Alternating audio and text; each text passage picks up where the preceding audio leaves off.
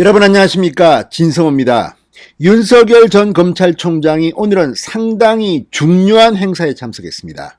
바로 윤석열 캠프의 이 청년조직 발대식에 참석한 겁니다.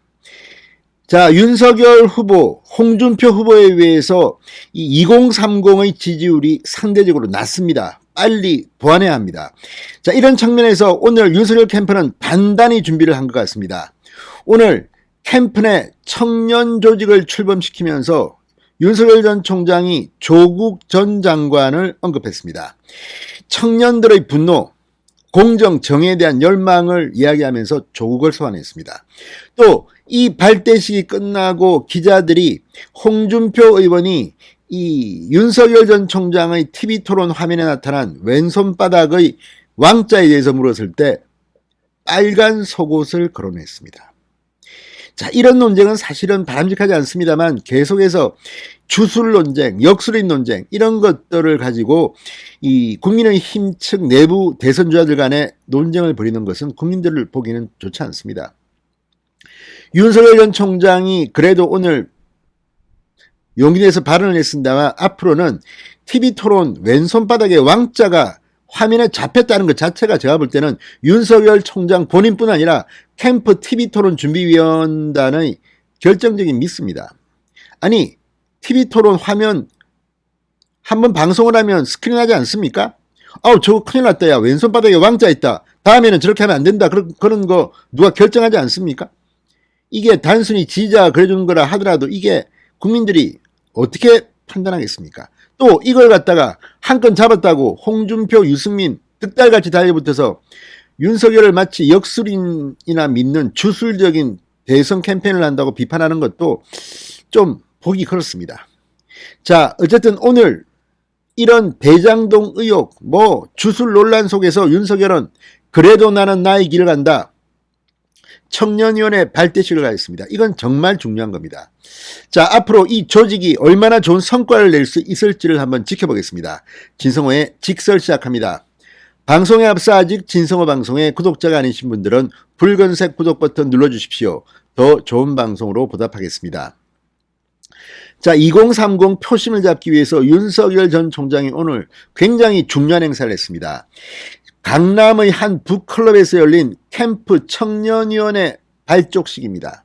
윤석열은 이 자리에 참석해서 17개 시도별 지역 청년위원장, 대학생위원장에게 임명장을 주고 줌을 통해 참석한 전국 250여 명의 청년위원들에게 적극적인 활동을 당부했습니다. 이건 정말 중요한 겁니다. 자, 조직이라고 해서 이 나이 좀 많은 분들 내 밑에 100명이 있네, 1000명이 있네, 10,000명이 있네, 지금 보니까 30만 명 조직이다.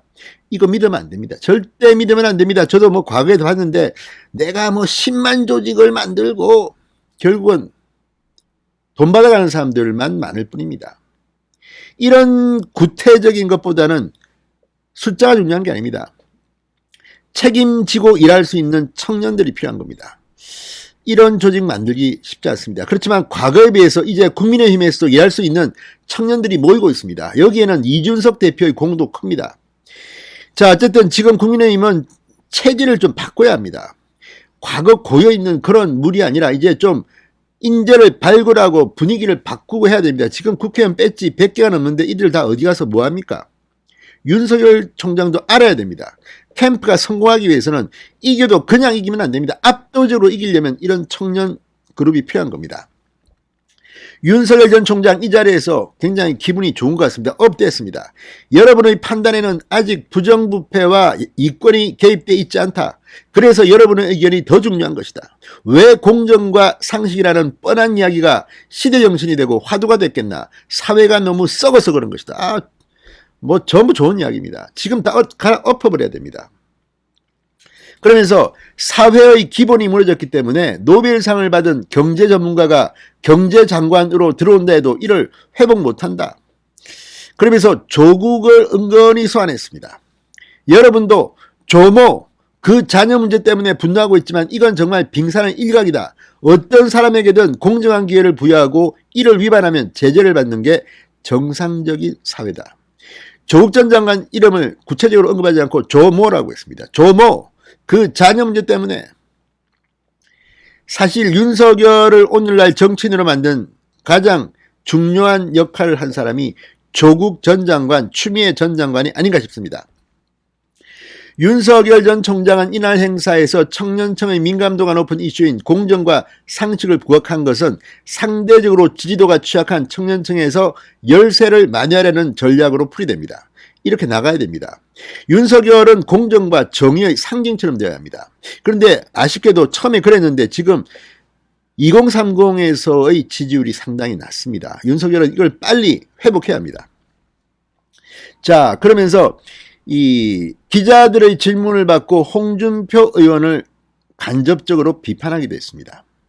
자, 이 자리에서 기자들이 홍 의원 측에서 윤석열 전 총장이 원래부터 점쟁이와 역술인과 가깝다고 한다. 이 질문에 저도 어릴 때부터 친척들이 부적 같은 걸 줘도 이 성의를 생각해서 받기는 해도 서랍에다 넣어놓거나 하지는 않는 사람이다. 한국 사회가 어느 정도로 그런 무속친화적인 건 있기 때문에 저도 부정하지는 않지만 더더군다나 국정을 다루겠다고 하는 사람으로서 그건 말도 안 되는 이야기다. 그러면서 정치인들이 그런 걸 참 좋아한다. 어떤 분들은 속옷까지 말이야 빨간색으로 입고 다닌다는 소문도 다 난 분들도 있다고 말했습니다. 속옷을 빨간 옷으로 입은 사람 누굽니까? 딱 떠오른 사람이 홍준표 아닙니까?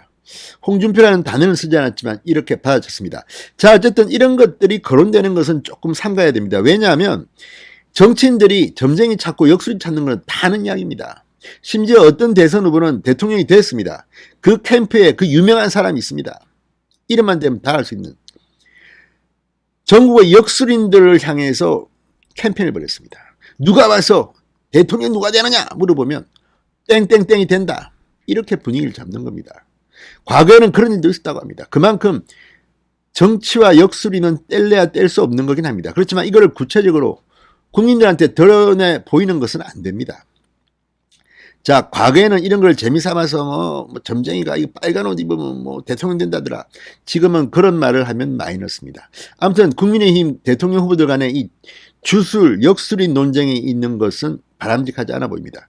그래도 윤석열이 오늘 화끈하게 말했습니다. 그렇지만 이 문제는 앞으로 윤석열 캠프가 조심해야 됩니다. 어떻게 TV 토론에 여러 번 왼손에 왕자를 그리고 나왔습니까? 그걸 제재하는 사람도 없었습니까? 그 변명을 갖다가 무슨 한 번 그런 것처럼 아파트 무슨 할머니가 뭐 아주머니가 뭐 했다. 좀 생각을 하고 대응하시기 바랍니다. 진성호의 직설이었습니다. 여러분 감사합니다.